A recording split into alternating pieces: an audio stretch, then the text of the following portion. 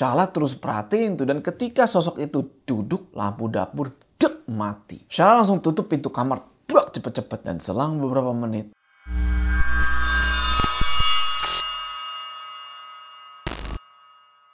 jadi pas Budi mau masuk ke kamar itu, dia buka pintunya pelan-pelan, dan ternyata di dalam itu dia ketemu sama satu makhluk yang dia nggak pernah duga sebelumnya. Wah, masih panjang juga ya. Jam 1 lagi. Gue harus bikin kopi dulu sih.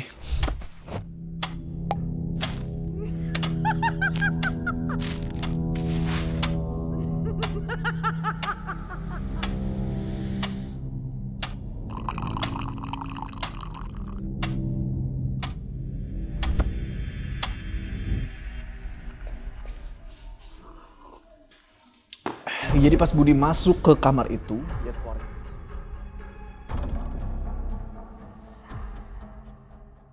Assalamualaikum teman-teman, balik lagi sama gue Joe. Welcome back to House Horror. Semoga kalian semua nonton video ini diberikan kesehatan, dilancarkan rezeki, dan selalu dimudahkan urusan-urusannya, dan selalu dilindungi dari segala mara bahaya di dunia ini. Jadi warga malam, di awal Juli kemarin itu gue sempat dapat DM di Instagram dari seseorang yang isinya tuh kayak begini.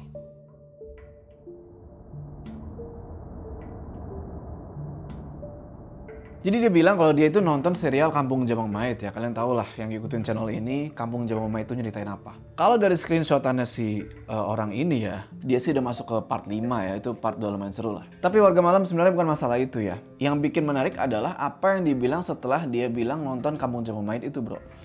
Jadi dia bilang kalau ternyata ceritanya itu relate sama apa yang dia pernah alamin. Yaitu ngalamin kehilangan bayi dengan cara yang aneh. Oke, dia bilang mau ngirim ceritanya via email. Akhirnya gue buka lah emailnya kan, dan gue cek, gue coba baca ceritanya. Gue baca pelan-pelan ini email dari awal kan. Nama perempuan ini adalah Syahla. Nah, suaminya ini namanya Doni. Tentu nama-nama ini udah gue samarin semua ya, sesuai permintaan si orang ini, si Syahla sebut aja. Jadi Doni ini pas libur lebaran ngebawa Syahla nih bro ya, ke kampungnya dia yang ada di daerah Grobogan. Awalnya Syahla nggak mikir yang aneh-aneh gitu ya, pulang kampung ya pengen ketemu keluarga suami, apa salahnya. Tapi ternyata yang dia nggak tahu, kampung suaminya itu menyimpan sebuah tradisi yang wah kacau banget bro. Sampai-sampai Syahla ini nggak kuat dan dia mutusin buat kabur dari desa itu. Sebenarnya apa sih yang ada di desanya si Doni ini? Kita nggak usah lama-lama lagi, udah siap? Mode horor aktif.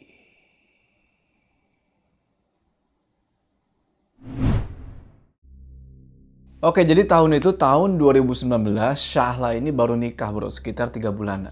Masih angkat-angkatnya lah tuh jadi pengantin baru. Nah suaminya namanya Doni, dia itu anak rantau dari daerah Jawa Tengah. Kerja bareng di salah satu kantor finance gitulah, tempat dia magang dulu. Jadi Doni sama Syahla ini cuma pacaran setahun. Abis itu nggak pakai lama-lama, mereka langsung nikah. Ya mungkin karena udah cocok kali ya, keluarga juga udah pada akrab. Keluarganya Syahla tinggal di Jakarta. Sedangkan keluarga Doni tinggal di satu dusun kecil yang kita sebut aja namanya desa, masih di daerah Grobogan tuh bro. Nah sewaktu awal-awal pernikahan gitu, Syahla ini bisa dibilang ya dalam masa senang-senangnya lah. Alhamdulillahnya 1 bulan setelah akad, Syahla ini dinyatain positif hamil. Anak pertama nih bro. Nah Doni juga kelihatan seneng waktu itu. Walaupun kadang Syahla ngerasa suaminya kadang ada campuran antara seneng dan ada yang disembunyiin sama dia. Kayak kepikiran sesuatu, tapi ya udahlah, Syahla pikir namanya juga bakal jadi bapak, banyak yang mesti dipikirin ke depannya. Nah, lebaran pertama mereka sebagai suami istri itu jatuh di waktu usia kandungan Syahla di 2 bulan.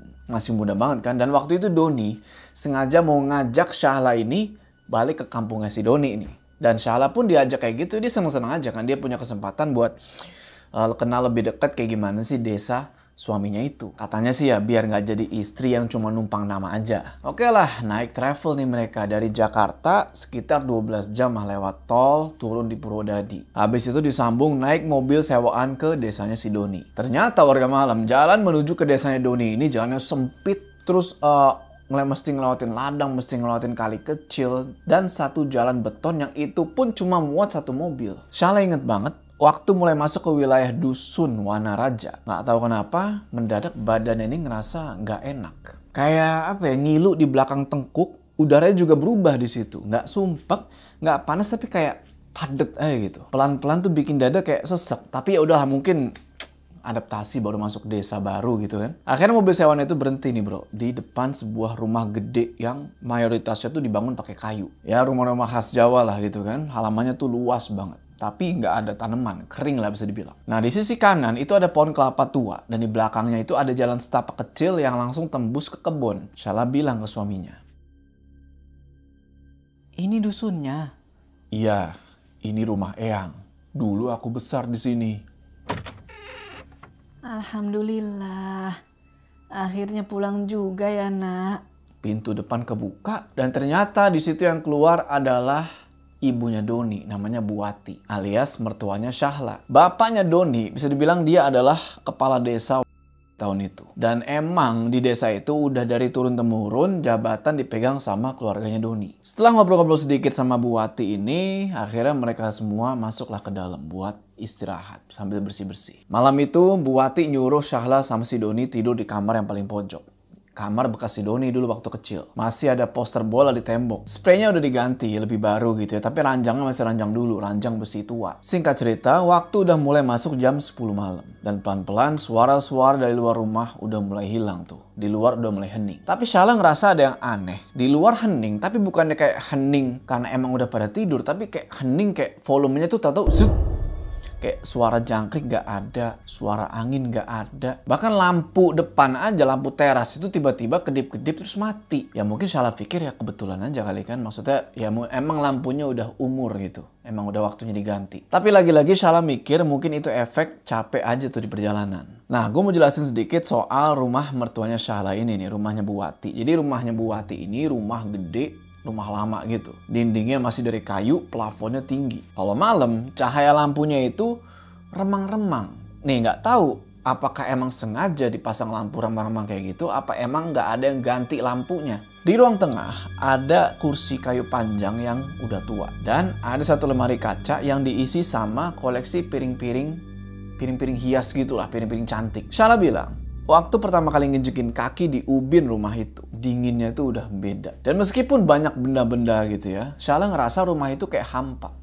Kayak kosong. Singkat cerita, besok paginya Syahla diajaklah keliling kampung tuh sama si Doni. Ya cuma jalan-jalan kaki aja biasa, muter gang belakang terus ke jalan utama yang ada lapangan kecil. Dan di sanalah Syahla pertama kalinya ngerasa diperhatiin warga malam. Beberapa warga termasuk ibu-ibu yang lagi duduk di teras rumah mereka ngeliatin aja tuh kan lama, nggak senyum, nggak apa, ngeliatin aja. Sampai ada satu ibu-ibu yang sambil ngeliatin Syahla, dia kayak bisik-bisik nih ke temennya, kayak ngomongin sesuatu yang Syahla nggak tahu, tapi Syahla tahu kalau mereka pasti ngomongin dia. Sampai akhirnya Syahla sama Doni ngelewatin satu gang kecil. Dia ini sempat ngeliat ada kayak sesajen kecil di pojokan pagar. Jadi sesajennya itu terdiri dari daun pisang, kembang, sama nasi. Mungkin biasa ya di beberapa kampung ada kayak gitu, tapi ini jumlahnya Syahla perhatiin ada di berbagai macam titik. Mungkin lebih dari 10. Dan semuanya itu diletakin di jalur yang mengarah ke satu pohon beringin besar di tengah-tengah desa. Malam harinya, waktu Syahla lagi bantu-bantu Bu Wati di dapur, dia sempat nanyain satu hal yang ringan lah, hal simple. Bu, di sini kok sunyi banget ya? Sepi gitu? Gak kayak kampung biasanya? Kalau ramai, gak semua bisa dengar. Kalau sepi, yang lain juga bisa nyimak. Janinmu kuat, Nduk. Tapi nanti jangan keluar malam dulu ya, biar gak bingung. Kenapa, Bu? Ya, soalnya kan kamu belum kenal siapa-siapa.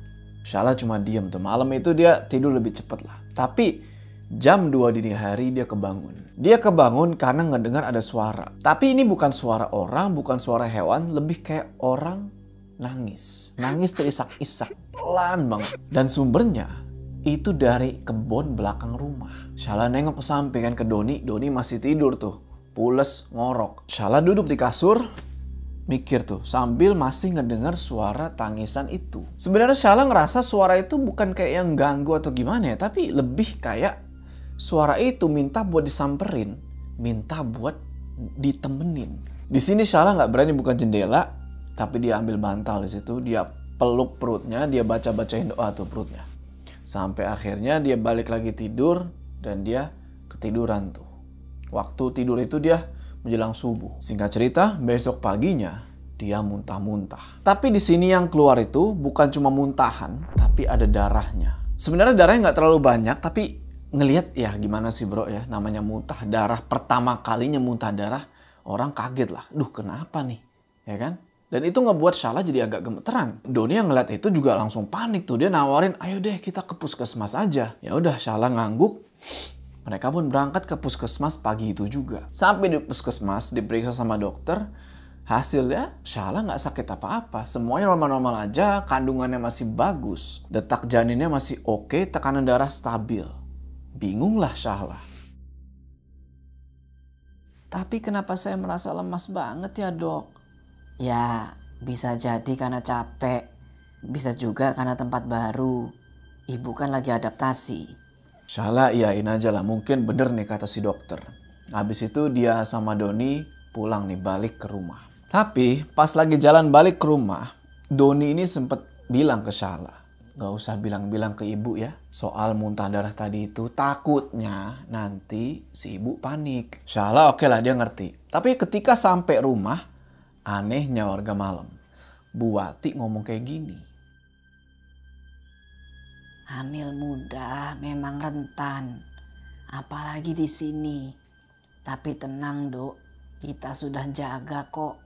Gak ngerti maksudnya apa, tapi Shahla gak mikir yang aneh-aneh di situ. Nah setelah pulang dari puskesmas, Shahla ngerasa agak tenang. Tapi itu gak bertahan lama. Dari hari ke hari, badan dia berasa makin berat. Mualnya makin menjadi. Bahkan makan sedikit aja itu langsung muntah. Kadang muntahannya itu gak hanya darah, kayak ada lendir. Tapi warnanya hitam. Kayak empedu gitu bro. Tapi nggak tahu itu kenapa. Tekanan darah normal. Satu-satunya yang aneh adalah cuma rasa dingin yang nggak hilang-hilang di punggungnya dia. Tapi setiap kali Shahla cerita ke Doni, si Doni ini jawabannya selalu sama. Udah kamu cuma stres, kamu kecapean. Nanti juga hilang sendiri kok. Tapi Shahla nggak ngerasa sesepele itu. Ini bukan karena capek, stres, angin, atau cuaca warga malam. Ini kayak ada yang ngikutin, ada yang nempel di badan dia. Singkat cerita, nggak terasa udah masuk hari keempat nih. Shahla sama Doni stay di desa itu. Siang hari, Bu Wati ngajak Shahla nih duduk di dapur sambil ngasih minuman dari botol kecil bro. Jadi ada botol kaca kecil isinya cairan, Shahla suruh minum. Cairannya itu warnanya coklat pekat dan baunya itu tajam banget. Katanya sih ini campuran jamu dan rempah-rempah yang udah basi. Ini warisan dari Eyang Putri untuk memperkuat kandungan. Diminum sebelum maghrib ya, buat nahan angin jelek. Disuruh minum, tapi di situ instingnya Shahla bilang jangan minum, jangan minum. Akhirnya sesuai pesan si Bu Wati, sebelum maghrib diminum lah sama Shahla. Bener aja bro, harusnya dia ngikutin instingnya jangan minum. Karena abis dia minum cairan gak jelas itu, si Shahla tuh langsung ngerasa kepalanya berat, ngantuk, dan dia tidur. Sekitar jam 1:30 pagi, kebangunlah nih si Shahla. Bangun-bangun berasa lidahnya tuh pahit, badannya udah keringetan, gerah, tapi pas dipegang kulitnya, kulit tuh berasa dingin. Dan waktu itu juga dia kebangun terus ngedengar suara tangisan itu lagi. Tapi kali ini gak dari luar rumah. Gak dari kebun belakang warga malam. Suara itu kayak dari kamar mandi. Dan sekarang suara tangisan bayi. Nangis tuh. Kayak bayi nangis gimana sih kan. Oe. Shahla langsung bangkit gitu kan. Tek. Dia nengok ke samping. Ternyata si Doni ini gak ada. Gak tahu kemana. Di sini panik lah si Shahla kan. Kemana nih suami kok pergi gak bilang-bilang gitu kan. Dia keluar kamar coba buat nyari. Suaminya dinyalain lampu lorong. Tak. Tapi pas nyalain lampu lorong. Des. Dia ngeliat itu ayah mertuanya. Namanya Pak Tarman. Pak Tarman ini emang jarang interaksi sama Shahla dan dia juga nggak banyak omong. Shahla ngeliat pas nyalain lampu itu, Pak Tarman ini lagi duduk di kursi ruang tengah. Nunduk, matanya kebuka, tapi tatapannya itu kosong. Nggak ngomong, nggak nyapa, nggak apa, cuma duduk aja tuh begini. Karena nggak mau ngeganggu si Pak Tarman ini, ya udah akhirnya Shahla balik lagi masuk ke dalam kamar. Besok paginya si Doni pulang nih bro. Ditanya dari mana, dia bilang ya biasa ada urusan, nggak spesifik. Tapi oke lah, Shahla coba tanya sama Doni soal dengar nggak dia suara bayi. Tapi di sini Doni malah kayak mau ketawa bro, kayak nganggep nih istrinya halu kali. Dia bilang kayak gini, kamu serius? Di rumah ini mana ada bayi? Paling suara dari kebun aja itu. Tapi aku beneran beberapa kali dengar suara nangis itu mas. Aku takut. Udah, itu kan cuma perasaan kamu aja. Gak bakal kenapa-napa. Jangan terlalu parno. Ya udahlah, di sini Syahla berusaha buat ngeiyain apa kata suaminya, mungkin emang dia halu kan. Ya udah, dia anggap apa yang dia dengar itu cuma di pikiran dia aja. Masuk ke hari kelima nih warga malam. Ternyata Syahla ini malah dapat gangguan yang lebih parah. Jadi ketika Syahla lagi pipis, nggak tahu kenapa dia itu pingsan. Sadar-sadar udah ada Doni itu yang mukanya kelihatan panik, tapi pas dibawa ke kamar, Bu Wati datang dan dia bilang, Sudah, diam saja dulu. Jangan kebanyakan bertanya. Kadang anak di dalam perut itu sensitif. Mereka mendengar apa yang ibunya pikirkan. Kata-kata itu nancep banget di kepalanya Syahla. Malam itu dia mutusin buat nelpon ibunya di Jakarta. Nah, singkat cerita soal mual, soal suara-suara. Tapi waktu itu sinyal tiba-tiba hilang bro. Dan HP-nya tiba-tiba ngehang. Terus anehnya lagi setelah itu dia nggak bisa buka WA. Cuma satu aplikasi tuh di HP-nya dia yang bisa dibuka. Kamera. Dikencet kamera kan keluar tuh. Tapi layarnya tuh gelap. Padahal lensa kebuka, nggak kotor, nggak apa. Tapi pas buka kamera itu gelap. Si Syahla begini-begini kan. Tapi pas dia lihat bener-bener itu di kegelapan di HP-nya itu, di kamera, kok kayak ada siluet. Kayak ada siluet orang tua, rambutnya panjang, lagi duduk. Syahla yakin banget penampilannya itu bukan penampilannya Pak Tarman. Syahla nggak mau mikir apa-apa. Dia cuma mikir HP-nya ini error lah. Dan dia mutusin buat matiin HP-nya, dia tidur aja malam itu. Nah, sekitar jam 3 subuh, buat pertama kalinya di desa itu, akhirnya Syahla mimpi. Jadi di dalam mimpinya itu dia lagi berdiri di tengah-tengah kebun singkong gitu ya. Ini kebun luas tapi gelap dan ada satu lampu kayak lampu minyak gitu yang nyala di kejauhan. Dan di bawah lampu itu Syahla ngelihat ada orang duduk. Yang duduk itu adalah nenek-nenek tua, punggungnya bungkuk, rambutnya putih kusut, pakai baju lurik, mukanya samar-samar. Tapi nenek ini ngomong ke Syahla. Kurang lebih kayak gini. Sudah waktunya nak. Kalau kamu mau ikhlas, akan aku tukar dengan yang lebih baik. Abis ngomong kayak gitu, ini nenek berdiri. Dia pelan-pelan jalan ngedeketin Syahla. Di mimpi itu Syahla cuma bisa ngeliat aja. Dia nggak bisa bergerak sama sekali. Cuma pasrah ngeliat nenek itu nyamperin dia. Ketika udah sampai, si nenek ini kayak ngelus-ngelus perutnya Syahla tuh. Dan sentuhannya tuh anget, ngelus tuh pelan-pelan. Dan ketika Syahla mau tanya maksud si nenek ini cuma nyengir, natap ke arah Syahla. Tapi Syahla bisa dengar suara nenek ini. Dia bilang, jangan kaget, kamu akan merasa sepi sebelum kamu benar-benar mengerti. Akhirnya, Syahla kebangun tuh. Bangun, baru udah keringetan sebadan badan. Dan perutnya kram banget. Kayak gimana sih kenceng ya, gue gak tahu orang hamil kayak gimana rasanya. Tapi dia bilang di perutnya kram. Sampai dia meringkuk-ringkuk tuh saking sakitnya. Dan waktu itu Syahla perhatiin ada sedikit bercak darah di spray. Tempat dimana, pahanya dia berada bro. Singkat cerita, setelah malam Syahla mimpi soal nenek-nenek itu di kebun singkong, hari-hari dia selanjutnya mulai berubah. Dia jadi parnoan dan perutnya kram terus. Bercak darah makin sering keluar. Tapi setiap kali dia ngomong ke Doni, responnya cuma sama. Tenangin diri dulu, gak usah panik nih, bukan apa-apa, kamu cuma kecapean. Kecapean gimana warga malam? Orang udah tidur dari kemarin. Masa iya masih aja capek? Kecuali lu bangun macul. Kan kagak. Di sini Syahla juga bingung. Karena Doni gak biasanya kayak gitu warga malam. Dia tuh biasanya hangat, suportif. Dan sekarang jadi kayak orang yang asing, orang yang dingin gitu loh. Kayak berasa jauh. Dan ketika Syahla cerita soal mimpi itu juga, si Doni ini dengan santainya sambil main HP, dia bilang itu kan cuma mimpi. Mimpi kan cuma bunga tidur, gak usah dipikirin. Tapi yang aneh, ketika Syahla mention soal nenek di mimpi itu yang bilang soal tukar menukar, Syahla ngeliat si Doni ini langsung kayak ada yang nge-trigger dia nih.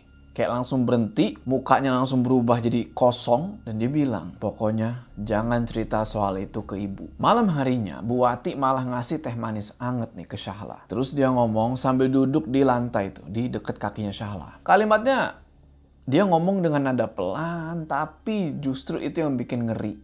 Dia bilang kayak gini. Kadang, janin itu memilih jalannya sendiri, Nduk. Ibu cuma jaga dari luar. Yang di dalam itu urusannya lebih tua dari kita. Syahla cuma diem aja tuh kan, dia nggak tahu maksudnya siapa nih yang lebih tua. Tapi jujur aja ngedenger si Bu Wati ngomong kayak gitu, itu sekujur badan langsung merinding. Dan ini rasanya bukan kayak obrolan antara menantu sama mertua, tapi kayak omongan dari seseorang yang punya rencana tersembunyi dan udah tahu lebih banyak. Singkat cerita, pagi harinya Doni ngajakin Syahla nih buat keluarlah jalan-jalan nyari udara segar. Mereka jalan tuh ke arah kebun belakang yang punya jalur setapak kecil di samping rumah. Jalur itu agak tertutup semak-semak dan ujungnya ketemu sama gubuk bambu kecil yang udah reot. Doni cuma bilang kalau ya gubuk itu tempat simpen alat-alat pertanian. Tapi Syahla ngerasa gubuk itu bukan sekedar tempat buat nyimpen alat-alat, bro. Tapi gubuk itu sengaja ditinggalin, sengaja dibiarin reot. Dan waktu Syahla mau deketin gubuk itu, si Doni malah bilang kayak gini, udah jangan deket-deket.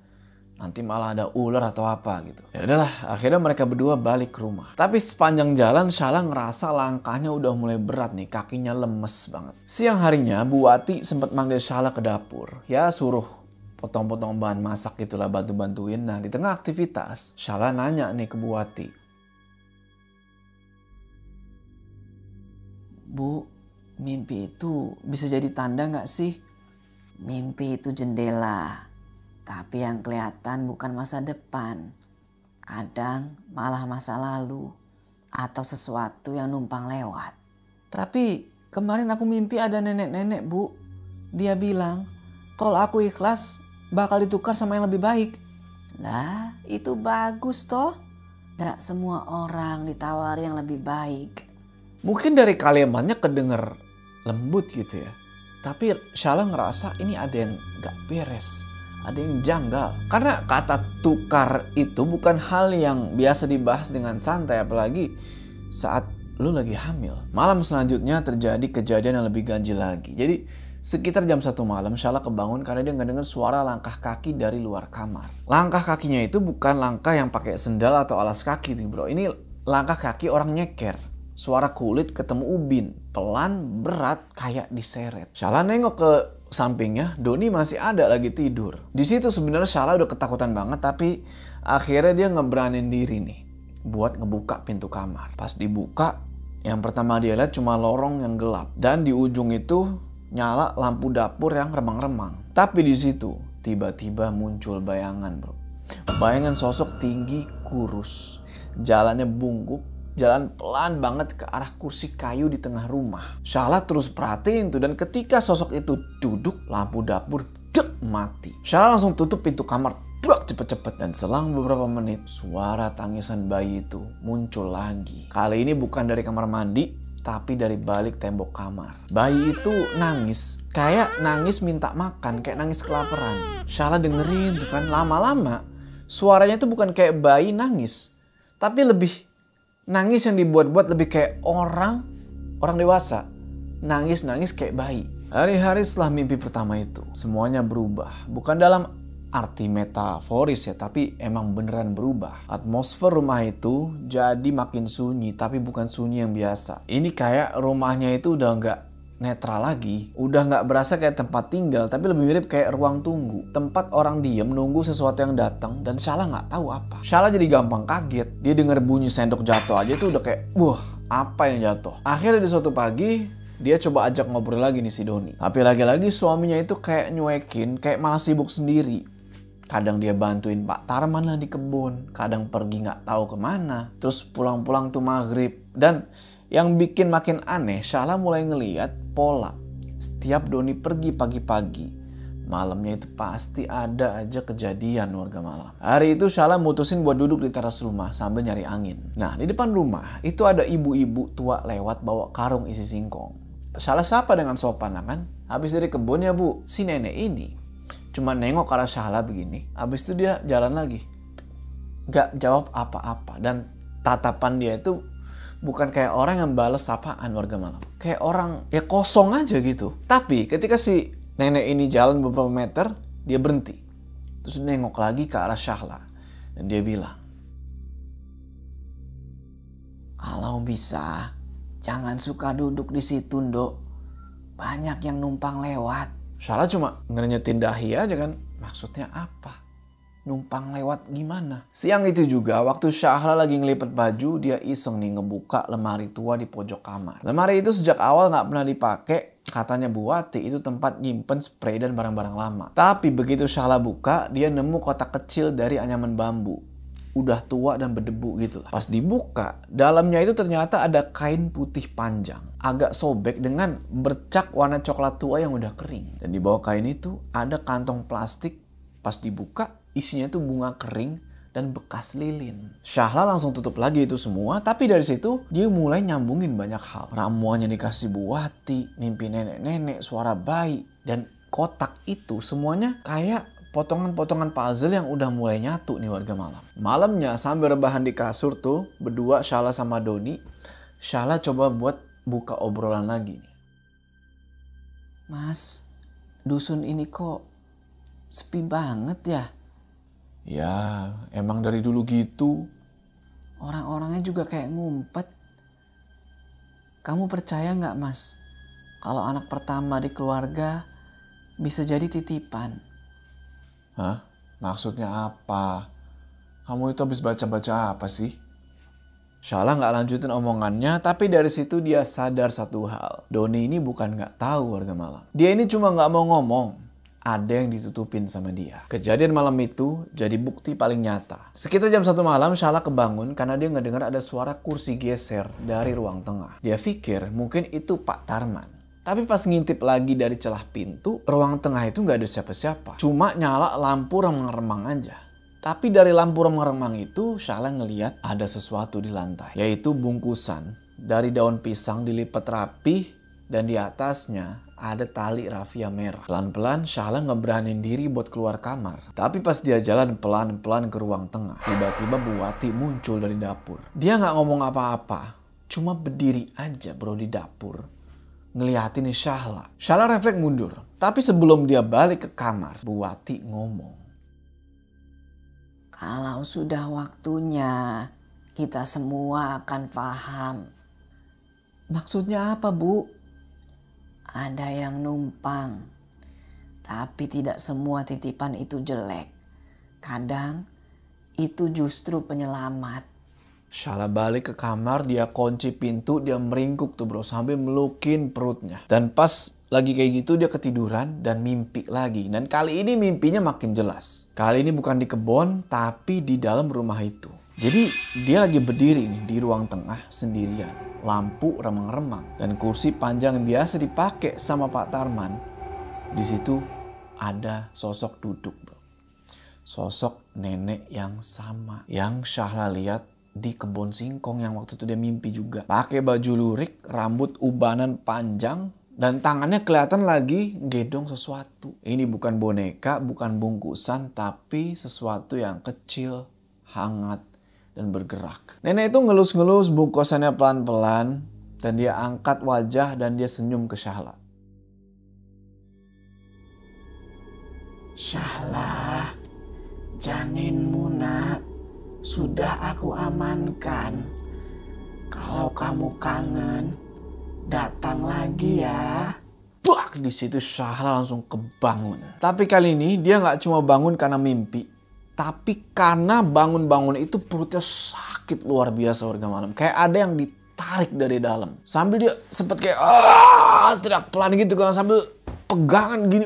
Sakit banget. Sampai akhirnya si Doni bangun nih bro. Dia panik ngeliat itu. Tapi bukannya langsung ngebawa Syahla ke rumah sakit. Dia malah bilang, bentar-bentar. Aku panggil ibu dulu. Beberapa menit kemudian datang nih Bu Wati masuk. Tapi di sini Bu Wati nggak kelihatan kayak orang panik. Mukanya itu justru datar. Dia bawa kain batik dan baskom kecil isi air hangat. Gak pakai ngomong apa-apa. Dia duduk tuh di samping kasur. Dia buka celananya Syahla pelan-pelan dan dia mulai ngecek. Setelah dia ngecek-ngecek gitu, di sini dia bilang sesuatu yang agak nyelekit. Sudah keluar, Nduk. Tenang saja. Kadang yang pergi duluan bukan berarti tidak sayang.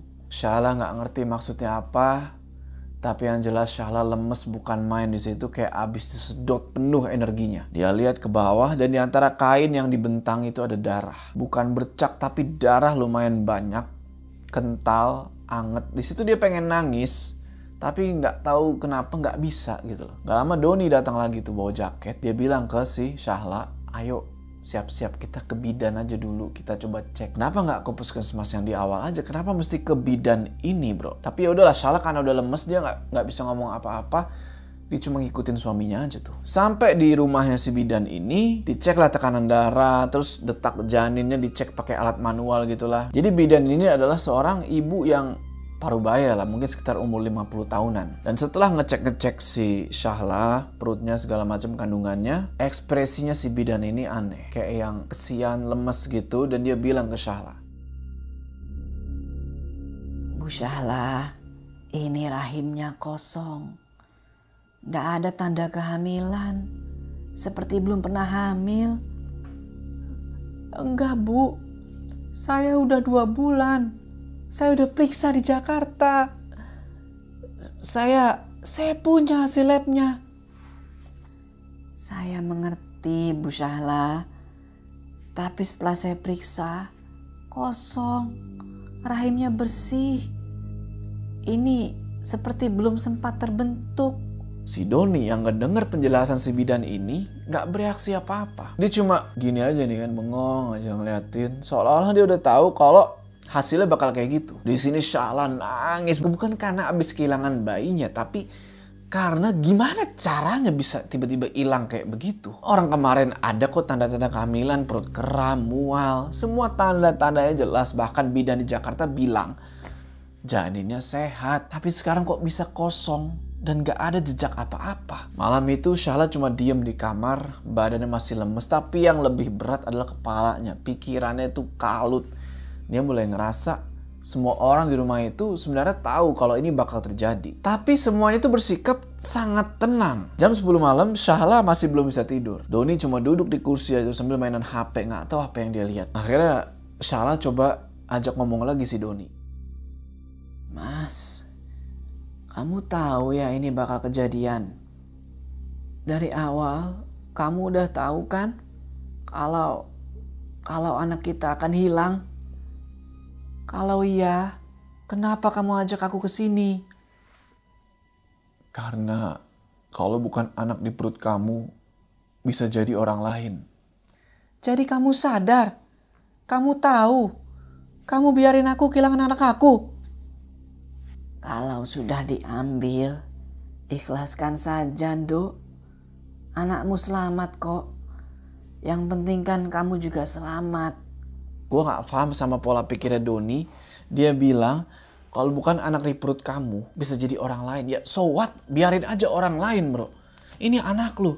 Kenapa lu memilih mengorbankan anak lu gitu kan? Dan malam itu Syahla gak tidur. Dia cuma duduk aja tuh di pojokan kamar sambil melukin lutut. Badan masih lemes parah, masih sakit-sakit. Tapi pikiran dia jauh lebih hancur. Dan satu pertanyaan yang masih terputar-putar di pikirannya dia adalah ini tuh sebenarnya kenapa sih? Maksudnya apa? Singkat cerita, besok paginya Syahla bangun dengan kepala puyeng banget, badan lemes, mata bengkak. Tapi gimana ya, seharian itu dia gak banyak ngomong lah. Bahkan ketika Bu Wati masuk ke dalam kamar ngebawain teh manis anget, Syahla cuma diem aja tuh, nggak disentuh sama sekali tuh teh hangat. Doni juga cuma mondar-mandir aja tuh, kadang keluar rumah, kadang duduk di teras. Tapi dia nggak pernah betul-betul ngedeketin Syahla.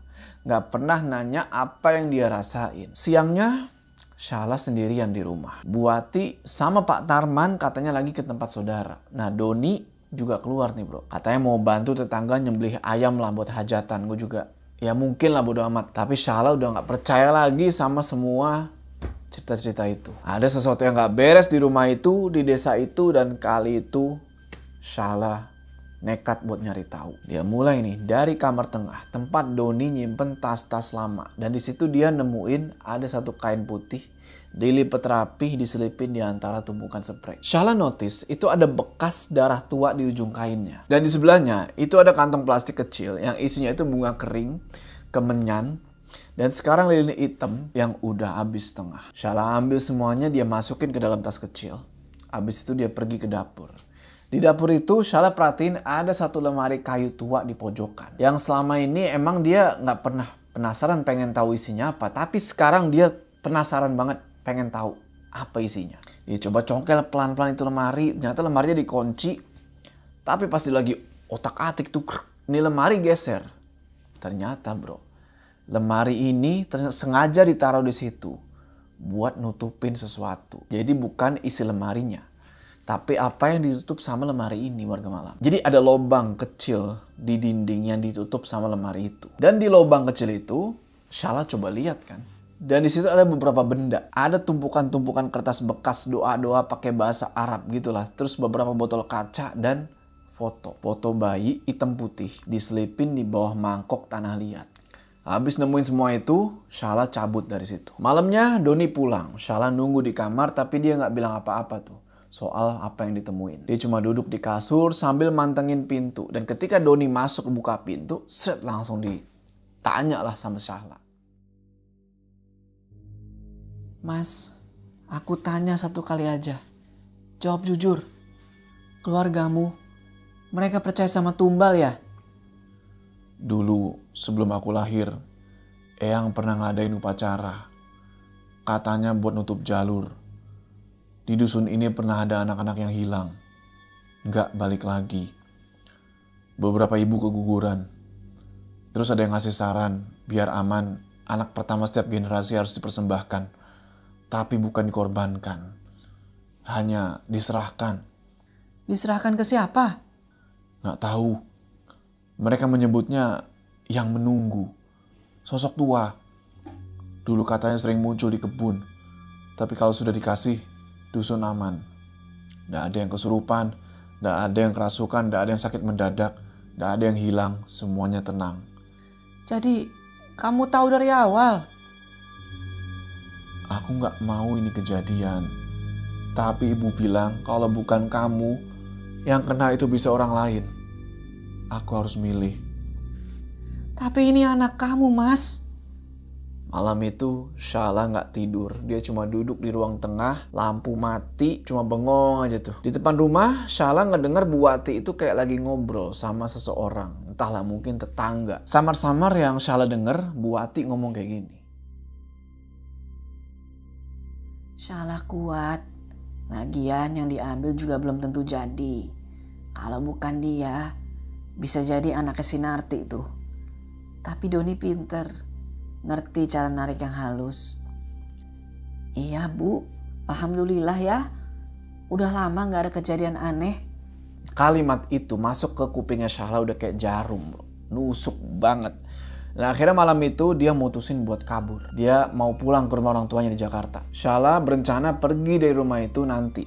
Pas sekitar jam 4 subuh. Ketika ayam baru 1 atau 2 tuh yang berkokok. Dia nggak bawa banyak barang, cuma bawa 1 tas ransel kecil, dompet, HP, sama surat hasil pemeriksaan bidan yang nyatain kalau rahimnya itu kosong. Dia nggak nunggu Doni bangun, nggak pamit sama sekali ke Bu Wati sama Pak Tarman, bodo amat dia nggak nengok ke belakang lagi. Dia jalan kaki tuh sampai ke depan gang utama dusun, abis itu dia nunggu kendaraan apapun yang lewat. Dan untungnya lewat nih, motor. Bodoh amat, Syahla nggak peduli, dia pinggirin itu motor, dia bilang dia mau numpang sampai terminal. Dan untungnya ini motor mau. Dan untungnya juga ini motor bukan orang jahat bro. Kalau jahat kan bisa aja si Syahla diculik nih.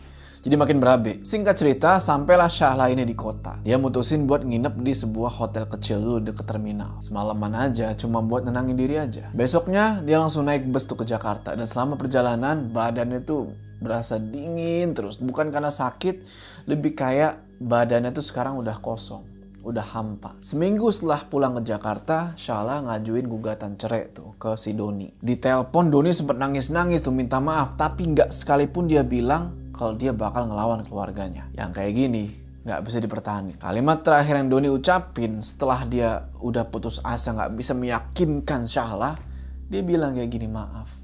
Aku nggak bisa pilih kamu. Dan buat Syahla itu udah cukup. Setahun setelah cerai, Syahla pindah ke apartemen kecil. Dia mulai kerja lagi, pelan-pelan mulai berdamai sama nasibnya dia. Dia hidup sebagai perempuan yang mandiri. Lukanya masih ada, tapi dia belajar buat move on. Sampai akhirnya dia ketemu sama seorang laki-laki baru, biasalah kerja di bidang desain. Orangnya kalem, gak banyak neko-neko. Mereka ngobrol, mereka deket, akhirnya mereka mutusin buat nikah. Dan untuk pertama kalinya, Syahla ngerasa tenang. Rumah yang dia huni sama suaminya sekarang ini bukan rumah yang mewah atau gimana. Rumah biasa aja. Tapi setiap malam Syahla bisa tidur tenang. Gak perlu dengerin ocehan mertua yang gak jelas. Terus dengerin suara tangisan bayi yang ganggu. Tapi ada satu hal yang belum berubah.